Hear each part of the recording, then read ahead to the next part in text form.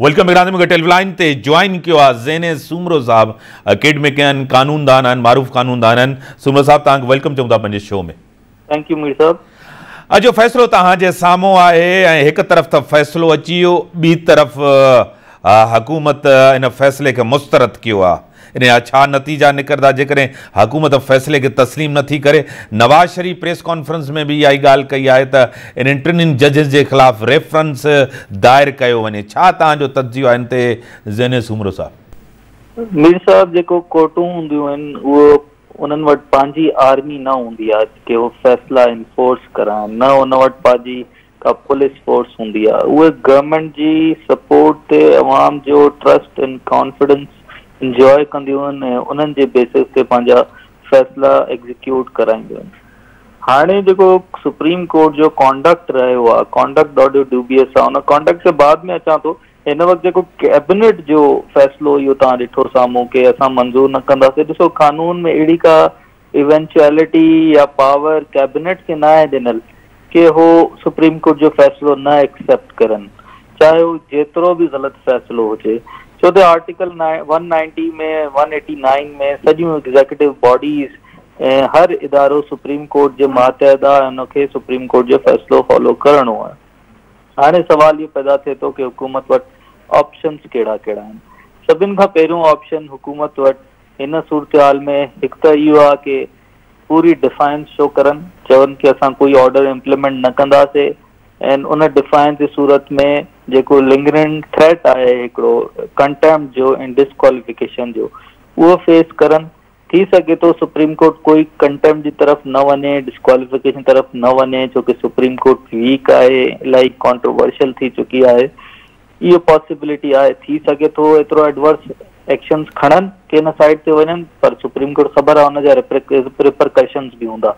हिकिड़े ते इहा सूरत हाल थी। हिन वक़्तु ताईं इहा ई सूरत हाल नज़र अचे थी, छो त जेसि ताईं बंदयाल साहब वेठो आहे तेसि ताईं हो कोई बि ऑर्डर हुकूमत जे फेवर में ऐं इमरान खान जे ख़िलाफ़ करण जे मूड में कंहिं बि तरीक़े सां नथा लॻनि। They will do anything and everything to protect their already order pass today. ठीकु आहे न। हाणे ॻाल्हि अची वई तव्हांजी कि हुकूमत वटि ऑप्शन कहिड़ो बचियो आहे। हुकूमत हिकिड़ो ऑप्शन बचियो आहे जेको practice and procedure act 2023 supreme court जो पास थियो आहे। उन एक्ट में इन्ही अॼु जे ऑर्डर जी अपील करनि ऐं 63A ते जेका जजमेंट आई कि 25 PTI जा जेके अरकान हुया पंजाब असेंबलीअ में उन्हनि जा वोट काउंट न थींदा, उहा जजमेंट तारीख़ जी सभिनि खां controversial and badly written judgement हुई। उनमें बैड फेथ इन्वॉल्व हो, छो कि आइन सफ़ा क्लियर आहे, वोट काउंट थींदा। ऐं उन जजमेंट जे नतीजे में PTI जी गवर्नमेंट खे रिस्टोर कयो वियो पंजाब में। उन जजमेंट जो ऐं अॼु वारी जजमेंट जो अपील फाइल करे सुप्रीम कोर्ट खे चवनि इहो टाइम बाउंड इशू आहे ऐं जेसि ताईं इहो इलेक्शन खां पहिरियों, तव्हां 14 मई खां पहिरियों इहो इशू डिसाइड करणो हूंदो। ऐं मां 100% सम्झां थो उहा जेका कमेटी नए लॉ जे तहत आहे जंहिंमें जस्टिस तारिक मसूद हूंदो, सरदार तारिक मसूद, जस्टिस काज़ी फैज़ ऐं जस्टिस बंदयाल साहब, उहा कमेटी डिसाइड कंदी कि कहिड़ो बेंच ठहंदो ऐं सुओ मोटो इन ते ऑर्डर कहिड़ो पास करणो आहे, कहिड़ो बेंच ठहंदो। त जस्टिस काज़ी फैज़ सां सरदार तारिक मसूद मां 100% सम्झां थो हिकिड़ी अनबायस्ड बेंच ठाहींदा, जंहिं बेंच ते 63A जो फैसलो रिवर्स थी वेंदो।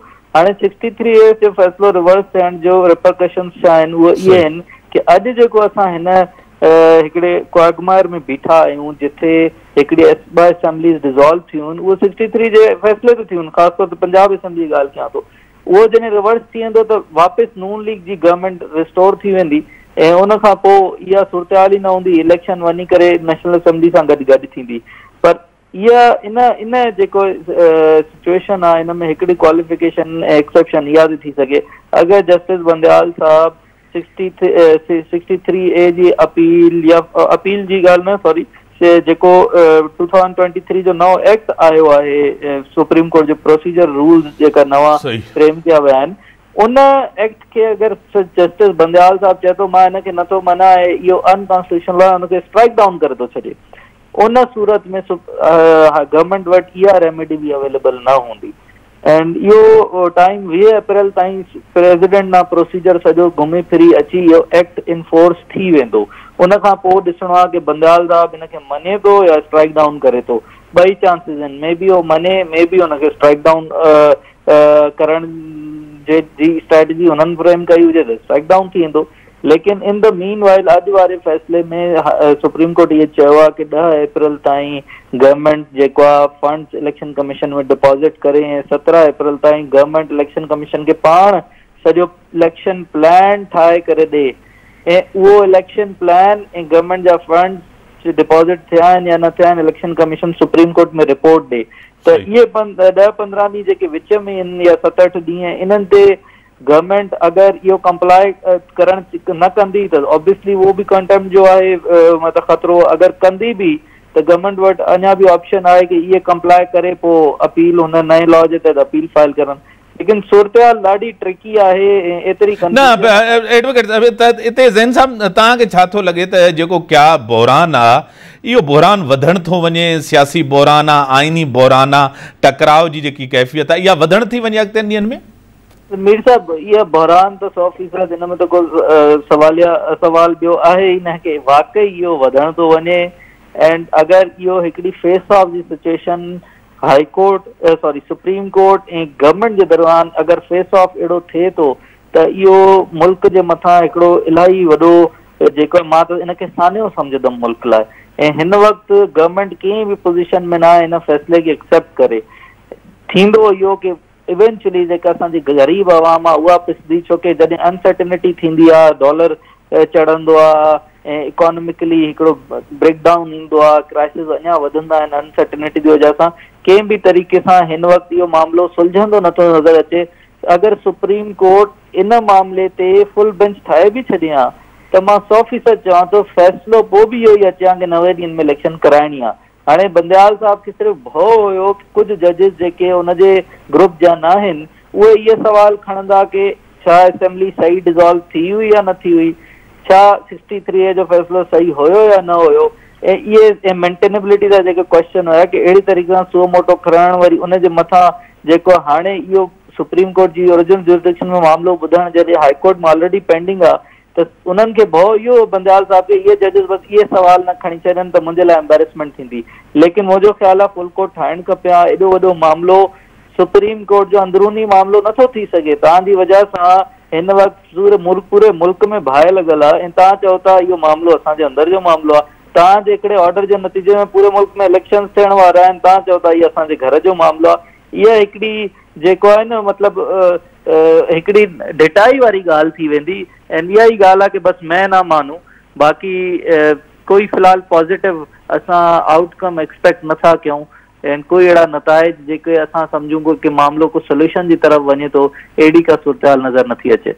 छा तव्हां 4 अप्रैल आहे ज़ुल्फ़िकार अली भुट्टो जो अदालती क़तल आहे, किताबनि में उन्हनि जजिस तस्लीम कयो, तव्हांखे पाण ख़बर आहे उहो रेफरेंस यानी कि उहो बि केस जेको आहे अदालत जे अंदरि आहे उन ते बि अॼु ताईं कुझु न आहे। छा उनजी अहमियत न आहे? छा अॼु अदल इंसाफ़ जो क़तल थियो आहे जीअं वज़ीर आज़म साहिबु चए थो त अॼु 4 अप्रैल होॾो अदालती क़तल ज़ुल्फ़िकार अली भुट्टो जो ऐं 4 अप्रैल जो अदल इंसाफ़ जो हिकु दफ़ो वरी क़तल थियण आहे, तव्हां बि ईअं ई सम्झो था? ॾिसो मिर्ज़ा, मां त सम्झंदो आहियां हिन मुल्क खे एतिरो इस्टेब्लिशमेंट नुक़सान न ॾिनो आहे जेतिरो जुडिशरी ॾिनो आहे। छो त जॾहिं बि मार्शल लॉ लॻियूं आहिनि त इन जुडिशरी ई उनखे लेजिटिमेसी ॾिनी आहे एंड उहा सूरतहाल अञा ताईं असांखे नज़र अचे थी पई। छो त जॾहिं तव्हां पहिरियों ॾिठो मार्शल लॉ लॻियूं उन खां पोइ मामिलो डेमोक्रेसी वग़ैरह सही पंहिंजी जाइ ते अची चुकी हुई, 2 टेन्योर गुज़रनि पिया।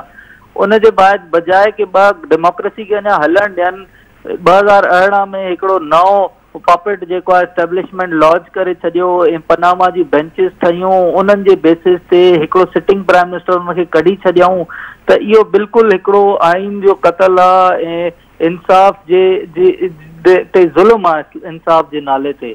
ऐं जजिस खे पंहिंजा रस्ता सिधा करणा हूंदा। ज़ुल्फ़िकार अली भुट्टो जो मर्डर त भले थियो हुयो जुडिशल मर्डर, लेकिन अञा ताईं मूंखे जुडिशरी में कंहिं तरीक़े जो रिमोर्स नज़र नथो अचे। जुडिशरी को बि सबक नथी सिखे।